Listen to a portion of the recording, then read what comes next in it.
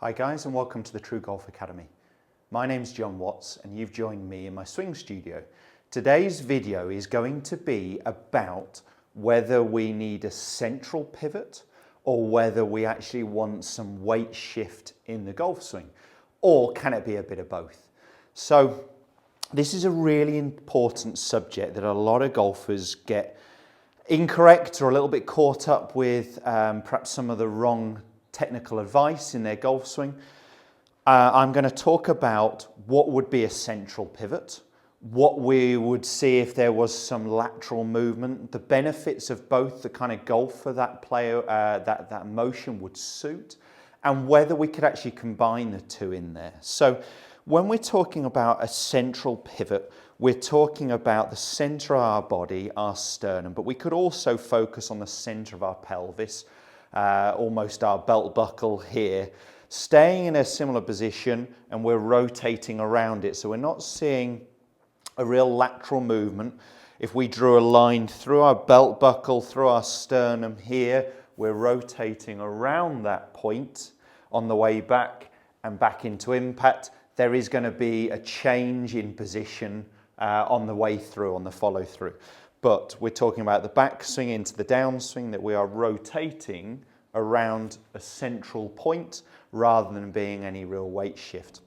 Now the advantages of that is it will give us more consistency of contact, of strike. If we're not moving so much, if we eliminate some of those points, then it's much easier to make good contact to the golf ball. So that is very vital.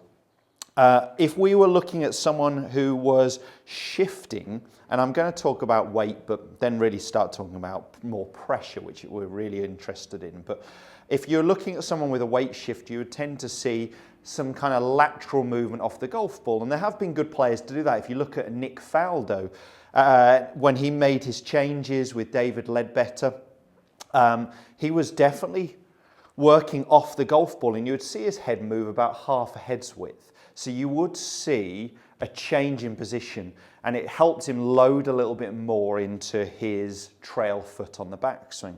Now, personally, I think that's absolutely fine, as long as on the downswing, we return to that central point. So it can help us allowing our pressure to shift more into our trail foot and then more into the lead leg, so it can help us generate some speed. The downside is the consistency. The strike may be affected with movement on and off the golf ball. So it's fine to expect some, as long as we can return back to that same point. So I'd probably suggest getting yourself on video, get yourself on camera from face on. There's lots of cheap or free apps that you can draw a circle around your head, and you could just start to see, is there a movement on and off the ball? And if there is a movement off, do I return back to that initial or original position? As long as we are, and we're doing it consistently, I'm not too worried. Now the style of golfer this lateral movement, if you like, this weight shift golf swing would suit, you'd expect would be someone who struggled perhaps more with a reverse pivot, whereas on the backswing their pressure, their weight was going towards the target and then leaning backwards. That may help them by shifting their pressure correctly from their trail foot to their lead leg. That could really help. Or if you've got someone with a lack of flexibility, so maybe some senior ladies or gents might find, or anyone with rotational issues, anyone with injuries, they may find it a little bit easier to generate some speed and some power when there is some movement off the ball and back onto the ball, as long as we can get back to that original position. Now, can we do both? You know, I am a firm believer that we can keep our head, our nose, our sternum over the top of the golf ball. We can rotate around this central axis. So I've talked about this before, to do it, to achieve it, to not change posture. My lead shoulder is actually moving down under my chin. My trail shoulder is moving up and behind me, but also my trail hip is moving up and behind me. So there is rotation around a central axis. Now I can very much rotate around a central axis and still apply pressure towards my trail foot on the backswing. So I don't need a real lateral movement off the golf ball to feel that more of my pressure is onto my trail foot.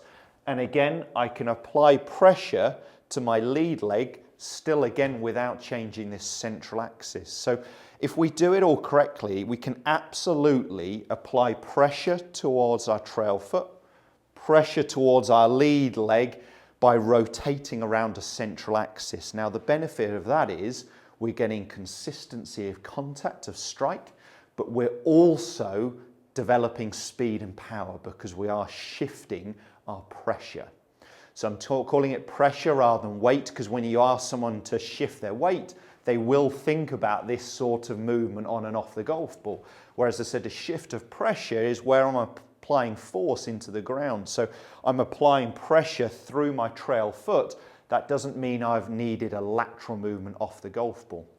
And you'll have seen me do this exercise before, but I do think it's one of the best. I would, with a tall sticker cane, I've just got a little one here, but of course I've already got these lines on the mat. I'd put one just coming back from the golf ball.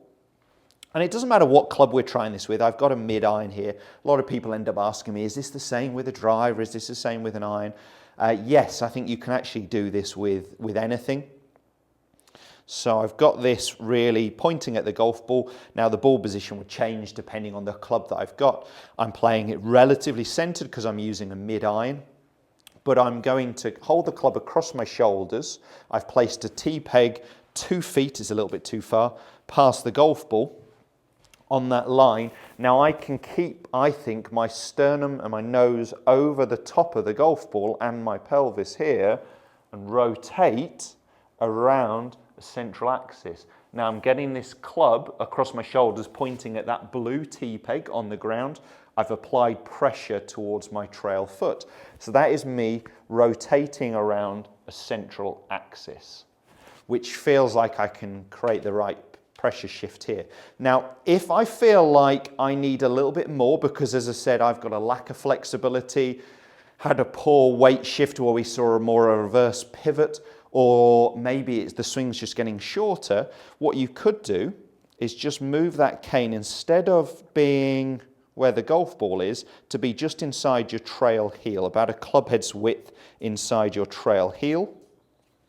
And what you could try and do is get this club shaft marrying up with this one between your feet. So therefore you are actually shifting a little bit more behind the ball. You can see there is a little bit of movement, which is fine, as long as on the downswing I get back to that original position being over the top of the golf ball. So we can shift our weight, if you like, and actually move a little bit off the ball as long as we shift back to the golf ball. And we can do that consistently. So I've got, you know, a swing isn't faulty unless it's producing faulty results. You wouldn't say, you know, Nick Faldo had an inconsistent movement when he moved off the ball to move back towards the golf ball. He did it very consistently. Yes, he was hitting lots of golf balls, but if you can prove that you can do it consistently and that works for you, then I'm not against it. Okay, so I'm just going to quickly try and hit one ball with more of a central axis, and then one showing you an exercise that you could do if you were trying to actually create a little bit more shift off the golf ball. So instead of this central axis, we were actually looking for more of a pressure shift or a weight shift towards our trail foot. So the central one, I'm just going to again keep that stick there, that cane there, and really feel like I turn around that point, that my lead shoulder is moving down underneath my shoulder here, and my trail shoulder's getting out of the way. So I'm rotating, but I'm not changing my central point. Let me hit one that way first. So it's good to have some practice swings, feeling that, get some evidence, get it on video. There we go.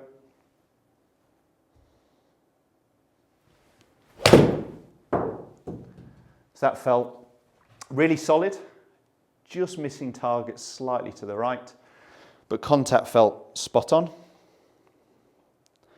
Now, as I said, if you've got a lack of flexibility, lack of rotation, your fault was more of a reverse pivot and you actually wanted to feel a little bit more movement off the golf ball, we could do what I suggested earlier and move that stick so it's just inside your trail heel, so you feel like you rotate over that point and move back towards the target. Or you could even just do some step exercises. So what you could easily do is on the backswing, try and move your lead foot to touch your trail foot and then back towards the golf ball. So we're actually getting a movement off the ball here. But it's feeling like I'm getting all my pressure towards my trail foot, replanting it towards my lead foot. So I'm getting this movement. And you can see there's head movement, but I'm getting back to my original position at impact. So let's give that a go. Let's try that one. So I'm going to allow my lead foot to tap my trail foot on the backswing.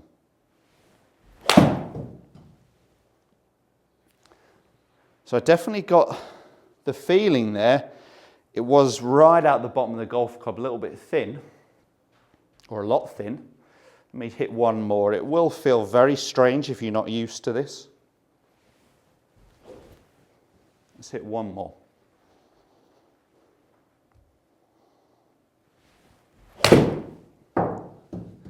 That was a better strike.